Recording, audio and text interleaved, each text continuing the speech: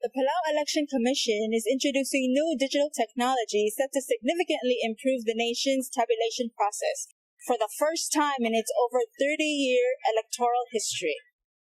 In partnership with Election Systems and Software, ES&S, an American-owned company, the Election Commission procured the DS-450, a mid-range digital ballot scanning tabulator in 2019. With a capacity of scanning 70 to 90 ballots per minute, the machine will be used to tabulate thousands of ballots at the 11th general election on November 3rd, far more efficiently and accurately in comparison to the standard manual process that the Election Commission is used to. Yang ako efficient lang malmare. Sab el scan 5,400 ballots in 1 hour.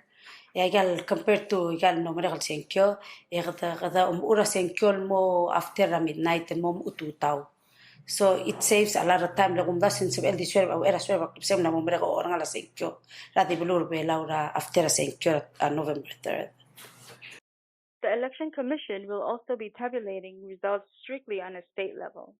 This means central and proper boxes will not be counted separately, including hamlets of Koror and Irai states.